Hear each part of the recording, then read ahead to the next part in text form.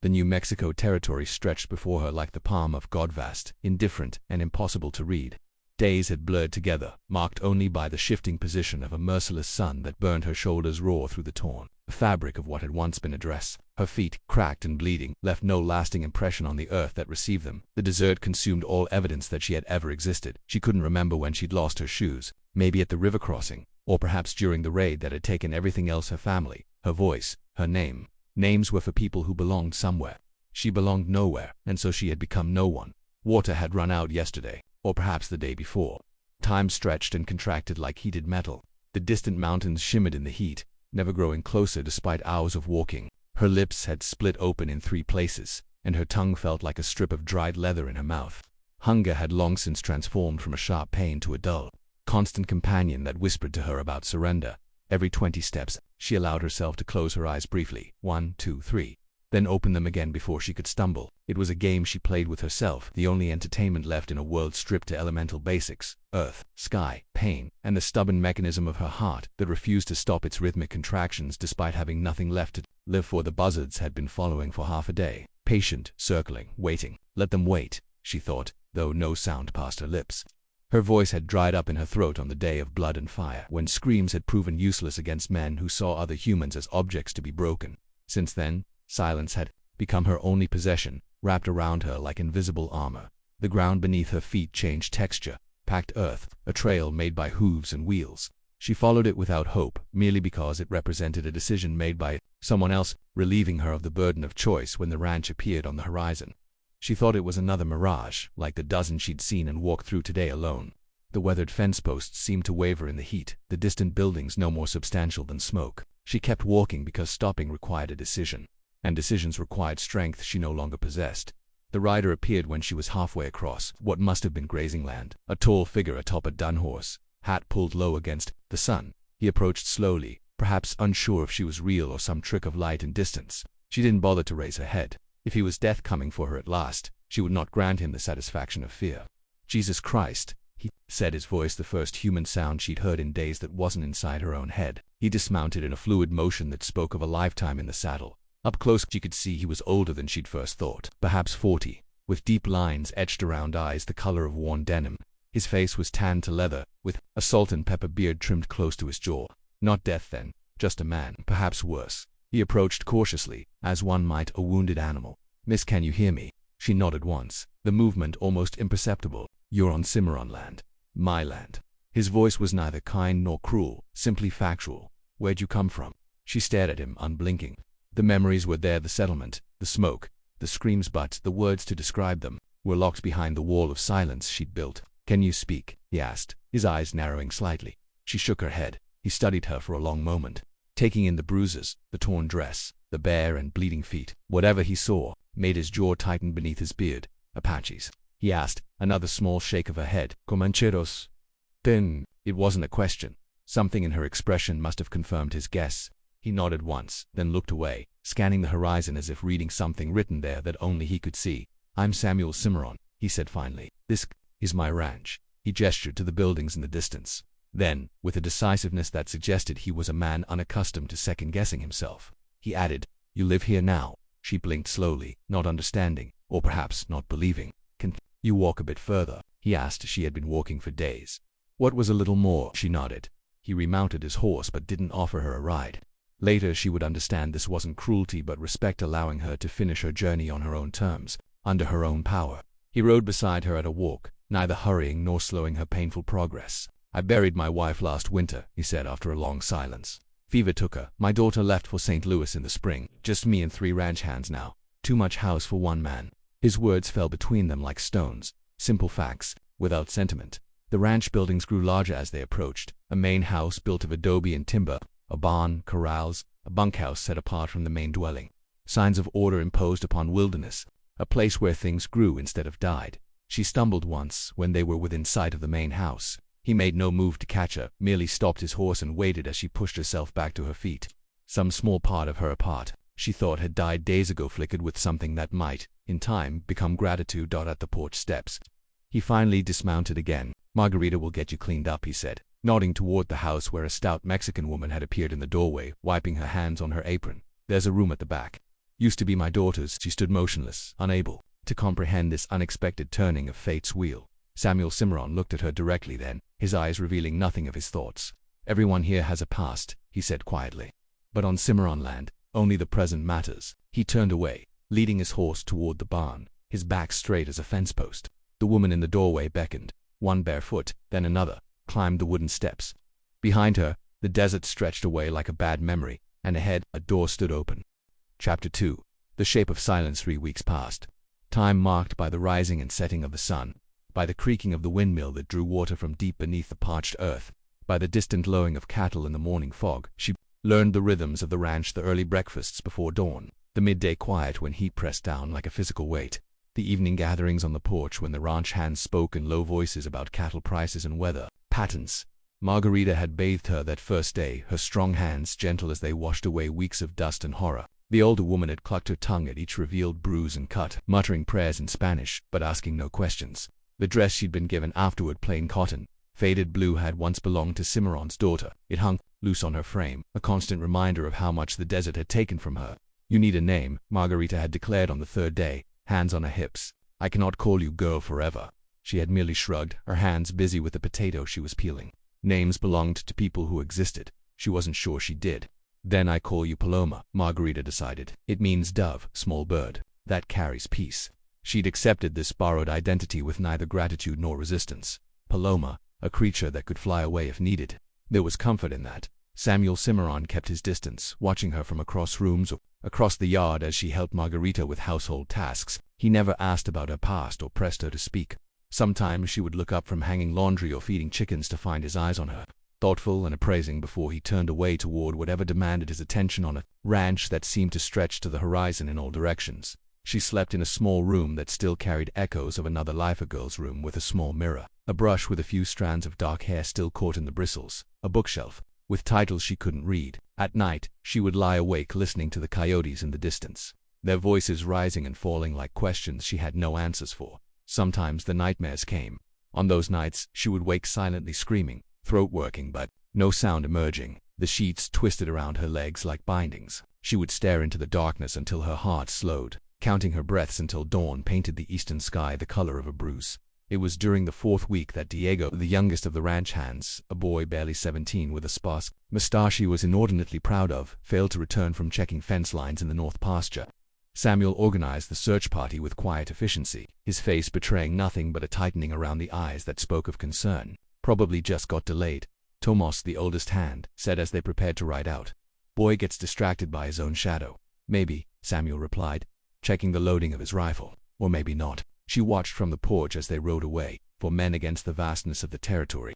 Margarita stood beside her, hands twisting her apron. Comanchero's been seen near Porter's Creek, the older woman said softly. 2 weeks ago, Mrs. Seth. Didn't want to worry you. The word dropped like a stone into the still pond of her newfound existence. Comancheros, men who traded in flesh and suffering, men like those who had destroyed her settlement, her family, her voice. Her hands gripped the porch railing, knuckles white. Come, Margarita said after a moment. We work makes waiting easier. They spent the day preparing food that might not be eaten, heating water for wounds that might need cleaning. As the sun began its descent, Margarita taught her to make tortillas, showing her how to pat the dough into perfect circles. Not so hard, she instructed. Gentle hands, like you're holding a baby bird. When hoofbeats sounded in the yard just after sunset, both women froze, listening to the cadence that told of more than one rider. Margarita crossed herself quickly before they hurried outside.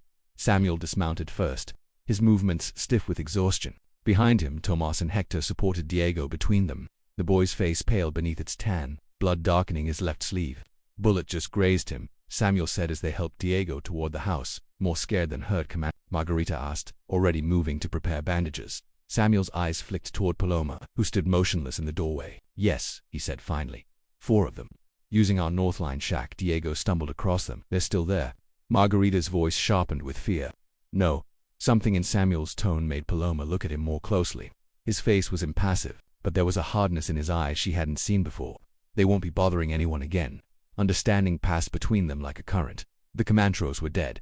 Justice delivered with the swift finality of frontier law. She should have felt something, satisfaction perhaps, or vindication. Instead, there was only a hollow space where emotion should have been later.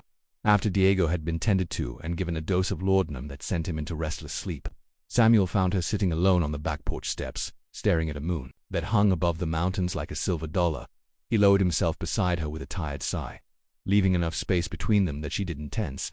For a long time they sat in silence, listening to the night sounds: crickets, the distant yip of coyotes, the soft nickering of horses in the corral. "One of them was wearing this," he said finally, holding out his hand. In his palm lay a small silver locket on a broken chain. Even in the moonlight, she recognized it immediately. Her mother's, the one she had always worn, containing miniature portraits of her father and herself as a baby. Her hand moved without conscious thought, fingers hovering above the tarnished silver without quite touching it. "Thought it might be yours," Samuel said quietly. She took it, the metal warm from his hand. The clasp was broken, but when she worked it open with her thumbnail, the tiny portraits were still there, untouched by the violence that had claimed their subjects.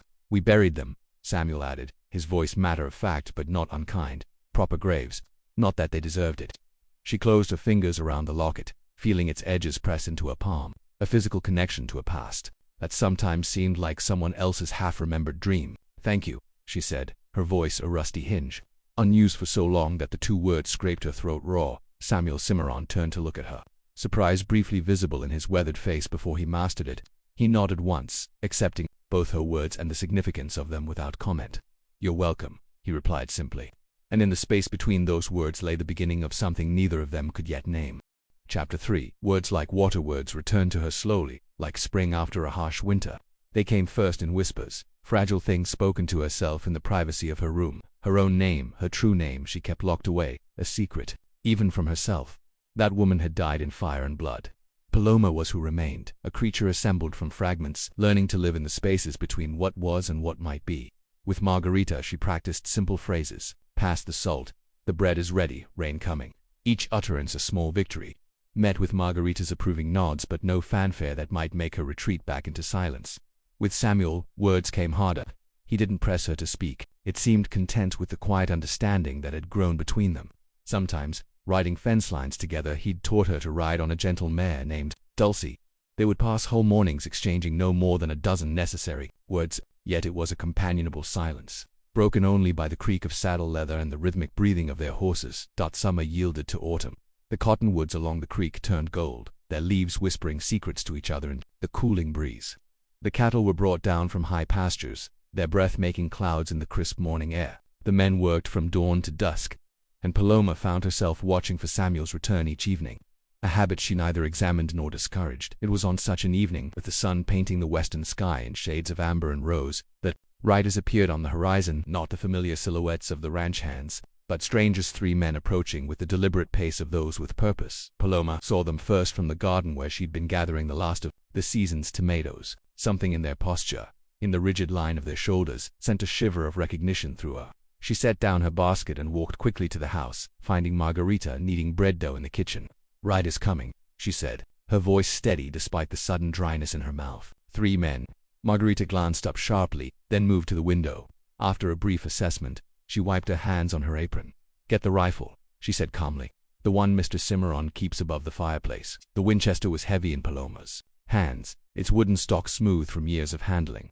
She knew how to use it now. Samuel had taught her, his hands sure and impersonal as he showed her how to load, aim, and fire. "A woman alone needs to protect herself," he'd said, and she hadn't missed his use of when rather than if. They waited on the porch, Margarita outwardly composed, though her rosary beads clicked softly between her fingers. Paloma stood slightly behind her, the rifle not quite pointed at the approaching riders, but ready. As the men drew closer, relief loosened the knot in her chest. Not Comancheros after all, but different strangers. One wore a badge that caught the late afternoon light, the marshal from San Miguel, she realized, recognizing him from his occasional visits to the ranch. "Afternoon, ladies," he called, as they dismounted. "Is Cimarron around?" "In the north pasture," Margarita answered. "Expected back by sundown." Marshal nodded, then gestured to his companions, a thin man in an eastern suit that looked ill-suited to the territory, and a younger man whose features struck Paloma with the force of a physical blow. "This here's Mr. Ellsworth from St. Louis," the marshal said, "and James Cimarron, Samuel's nephew." The young man stepped forward, removing his hat to reveal hair the same shade of brown as Samuel's, though without the silver at the temples. His eyes, too, held the same directness, though lacking the depth of experience that characterized his uncle's gaze. "Ma'am," he said, nodding to Margarita before his attention fixed on Paloma. Something in his expression, curiosity mixed with something harder to define, made her tighten her grip on the rifle. "And who might this be?" he asked, a smile that didn't reach his eyes curving his mouth. "This is Paloma," Margarita answered when it became clear Paloma wouldn't speak. It helps me with the house." "Paloma," James repeated, rolling the name around his mouth like he was tasting it. "No last name, no need for one here," came Samuel's voice from behind them. He rode into the yard, dismounting in one fluid motion, his expression giving nothing away as he surveyed the visitors. "Marshall, been a while." Samuel, the lawman, nodded. "Got some business to discuss." "Figured as much." Samuel's eyes moved to his nephew. "James didn't expect to see you, uncle." The younger Cimarron's smile widened, showing too many teeth. "Surprise." Mr. Cimarron, the thin man in the suit, stepped forward, hand extended. "Edward Ellsworth, representing the estate of your late brother in St. Louis. I've been trying to reach you by post for some time. Been busy." Samuel took the man's hand briefly before turning to Margarita. "We'll need coffee, and whatever's for supper can stretch to 3 more. As Margarita moved toward the house, Samuel's eyes met Paloma's. A silent message passed between them. "Caution, didn't know you'd taken on new help," Uncle James said, his gaze still fixed on Paloma, "especially such decorative help." "Lot of things you don't know," Samuel replied, his tone neutral but with an edge beneath it. "Let's take this inside. Whatever brings you all this way must be important." As they moved toward the house, Samuel briefly touched Paloma's elbow, the gesture of reassurance so subtle that only she would notice it. But the arrival of James Cimarron had cast a shadow over the ranch as surely as a cloud passing before the sun, and she couldn't shake the feeling that the fragile peace she'd found was about to be tested. Chapter 4. What Remains. The truth emerged during supper, served between Margarita's stew and coffee so black it reflected the lamplight like obsidian. Edward Ellsworth laid out documents on the table, his thin fingers arranging papers with the precision of an undertaker. "Your brother's will is quite clear, Mr. Cimarron," he said, his eastern accent sharp against the silence. "Half ownership of the Cimarron ranch passes to his son James, with the provision that you retain operational control until such time as I marry or die," Samuel finished, his voice level. "I remember the agreement." James leaned back in his chair, a smile playing at the corners of his mouth. "And since it appears you've remained a widower, uncle, we find ourselves ... partners." Paloma watched the exchange from her position by the stove, where she stood ready to refill coffee cups. Samuel's face revealed nothing, but she had learned to read the subtle language of his body, the slight tension in his shoulders, the way his index finger tapped once against his thigh. "That paper's 15 years old," Samuel said. "Written when this place was barely more than a claim and a couple hundred head. Nevertheless, legally binding," Ellsworth interjected. "The marshal has verified the documents." The lawman nodded uncomfortably. "Seems in order, Samuel. I checked with Judge Parker in Santa Fe." A silence stretched across the table, broken only by the tick of the clock and the distant coyote song. Outside, the wind had picked up, carrying the promise of the season's first snow. "So what is it you want, James?" Samuel finally asked, his eyes never leaving his nephew's face. "What's rightfully mine," James replied. "Half the profits from the last 15 years. Or ... His gaze slid to Paloma, lingering in a way that made her skin prickle. "Perhaps we could negotiate another arrangement." Samuel's cup hit the saucer with a sharp clink. "Explain." James's smile widened. "I'd be willing to sell my share. For the right price." He paused. "I hear the railroad's looking for land, offering good money for the right parcels." "You'd sell to the railroad." It wasn't a question. "Business is business, uncle, unless ... double quotes again, that gaze toward Paloma. "I might consider other compensation." Margarita muttered something in Spanish that made the marshal cough uncomfortably. Paloma stood perfectly still, feeling the weight of James's implications settle over the room like dust. Samuel rose from the table in one fluid motion. "Marshal, Mr. Ellsworth, I'm sure you'll want to head back to town before the weather turns. Margarita can prepare the guest room for my nephew." "I haven't finished my proposal," James protested. "Yes," Samuel said quietly, "you have." There was something in his tone that silenced even James. "We'll discuss business in the morning, alone." After the marshal and lawyer departed, after Margarita showed James to the guest room with barely concealed distaste, Samuel found Paloma on the back porch. She sat wrapped in a blanket, watching the clouds scud across the face of a moon nearly full. "I won't let him sell to the railroad," Samuel said without preamble, settling beside her on the step. "This land doesn't belong to papers or lawyers. It belongs to those who've bled for it and loved it," Paloma added softly. He glanced, but her surprise briefly visible in his eyes. "Yes, that too." They sat in companionable silence, their breath making ghost shapes in the cooling air. Finally Paloma spoke, her voice stronger than it had been since her arrival. "I remember everything now," she said. "My family's homestead was near Porter's Creek. We had a small orchard, apples. My father believed the land could give more than cattle." She paused. "My name was Elizabeth Miller." Samuel remained silent, giving her the space to continue. "But Elizabeth died with her family," she went on. "I am Paloma now." "Names matter," Samuel said after a moment. "They tell us who we are, We belong to, yes. She turned to look at him directly. One belong here. To this land. To this life. Something shifted in Samuel's expression, a subtle softening around the eyes. James will want an answer by morning. He won't leave empty-handed. Then give him what he wants, Paloma said. Money, cattle, whatever price he names. It's a steep price, might take years to recover. Some things are worth the cost. She hesitated, then reached out to touch his weathered hand with her own. This home, this life we've built. Samuel's fingers curled around hers, rough and warm. We, he repeated, the word carrying a weight beyond its single syllable. Dawn found them still talking, plans and possibilities flowing between them like water finding its way across parched earth. When James appeared on the porch, dressed for riding with an expectant smile, Samuel met him with calm resolve.